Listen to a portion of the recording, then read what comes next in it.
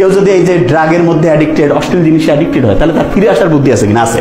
একটা শব্দের মধ্যে এই ফিরে আসার বুদ্ধি আছে, সেই শব্দটা হচ্ছে রিলিজ।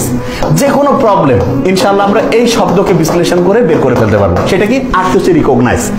যে কোনো শিক্ষার্থীকে আগে বুঝতে হবে যে হ্যাঁ, আমি যদি অশ্লীল কোনো কিছুতে কিংবা যেটা বলা যায় ধর্মীয় নীতিমালার বাইরে সেইটা, এবং খেয়াল রাখতে হবে যেই কাজটা আমি করার পরে অন্যের সামনে মানে হচ্ছে গর্বভরে বলতে পারি সেটাই খারাপ কিছু, সেইটাতে যদি আমি জড়িত হয়ে থাকি তাহলে তওবা করে আল্লাহর কাছে ইস্তেগফার করে, আর কি বলো এটা কি জানি, মানে হচ্ছে যে ভুল স্বীকার করে যে আমি ভালো হতে চাই, এইটা যখনই চিন্তা করবো ইনশাআল্লাহ আমাদের ব্রেনকে এমন অসাধারণভাবে আল্লাহ বানিয়েছেন, শুনলে অবাক হয়ে যাব। মাত্র 4 সপ্তাহে ব্রেন যতটাই ধ্বংসপ্রাপ্ত, ওই সেকেন্ড বা থার্ড ক্যাটাগরি হলে মাত্র 4 সপ্তাহে আমরা যদি এগুলো থেকে নিজেদেরকে দূরে রাখি, ব্রেন আবার আলহামদুলিল্লাহ আগের অবস্থায় যাবে। এবং সেই জন্য ফার্স্ট যে উইকটা আছে, ফার্স্ট উইকটা কিন্তু খুব কষ্ট হবে। অনেকটা এরকম যে আল্লাহ বলছে না, তুমি যখন অন্যায় করবা সেইটার শাস্তি দুনিয়াও কিছু পাবা, আখিরাতেও পাবা। তো ওই যে 2 নাম্বারই যা কিছু করছি সেইটার জন্য ফার্স্ট উইক কষ্ট হবে, প্রচুর কষ্ট হবে, এবং ঘুম আসবে না, হাত পা ব্যথা করবে, মানে খাওয়ার রুচি কমে যাবে, ভয় লাগবে, বুক ধরপড় করবে, এই জিনিসগুলো হবে। কিন্তু ওই যে কষ্টের পরেই আল্লাহ রহমতে রহমত চলে আসবে। সেকেন্ড উইক থেকে শুরু হতে থাকবে কি, কষ্ট কমতে থাকবে, কষ্ট কমতে থাকবে, ভালো লাগা শুরু হবে। থার্ড উইকে কষ্ট আরো কমতে থাকবে, আর একটু ভালো লাগা শুরু হবে। ফোর্থ উইকে গিয়ে আমরা দেখবো আলহামদুলিল্লাহ এত সুন্দর আমাদের অ্যাটেনশন চলে আসতেছে, বন্ধু বান্ধব ফ্যামিলির লোকজনের সাথে কথা বলতে ভালো লাগতেছে, তখন মনে হবে যে কি আজে বাজে কাজের মধ্যে নিজেকে ব্যস্ত রাখছে, তখন আস্তে আস্তে ভালো লাগার মধ্যে আমরা চলে যাবো।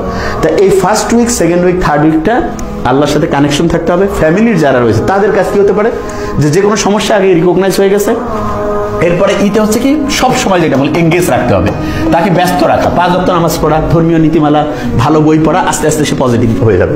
এরটা হচ্ছে লিসেন, তার সমস্যাগুলো মন দিয়ে শুনতে হবে, কোনো মন্তব্য করার দরকার নেই, সমস্যা এটা ব্যাপার না, ইনশাআল্লাহ আমরা সবাই মিলে একসাথে সমাধান করবো। ইতে যেটা রয়েছে সেটা হচ্ছে ইমপ্যাথি।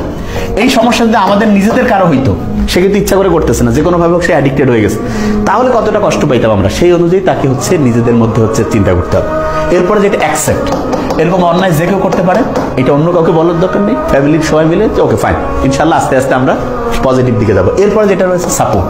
সাপোর্টের ক্ষেত্রে আমরা সবসময় বলি যে কোনো রকমের প্রশ্ন জিজ্ঞাসা না করে, সে যেই রকম সুযোগ সুবিধা চায় তাকে হচ্ছে কোনো কটু কথা না বলে, তাকে তুলনা না করে, তার হচ্ছে যে নেগেটিভ দুর্বল জিনিসটা আঘাত না করে তাকে পজিটিভ ওয়েতে হচ্ছে হেল্প করা। এরপরে যেটা এনকারেজ মানে তাকে বোঝানো যে হ্যাঁ ইনশাআল্লাহ 99% যদি কেউ চায় মন থেকে, ইনশাআল্লাহ সে সফল হবে, এবং সেই রকম যে অন্যায়, অশ্লীলতা, যে কোনো রকমের বদ অভ্যাস থেকে নিজেকে বের করে আনতে পারবে। এবং খেয়াল রাখতে হবে, অন্যায় যেটা করছে আল্লাহ কিন্তু আমাদের বানিয়েছে, আমাদের মধ্যে ভালো খারাপ সব বৈশিষ্ট্য আছে। খারাপ বৈশিষ্ট্যটা কারোর মধ্যে সঙ্গত সে কোনো কারণে যদি প্রকট হয়, চাইলে আমরা ধর্মীয় বই পড়ে ভালো মানুষজনের সাহচর্য থেকে ইনশাআল্লাহ খারাপ জিনিসগুলোকে দূর করে আস্তে আস্তে ভালোর দিকে যেতে পারে। এবং যখনই একটা ফ্যামিলি, একটা সোসাইটি ভালোর দিকে যাবে, অটোমেটিক দেশ এবং মানুষ অসাধারণ হবে। Thank you so much. আসসালামু আলাইকুম।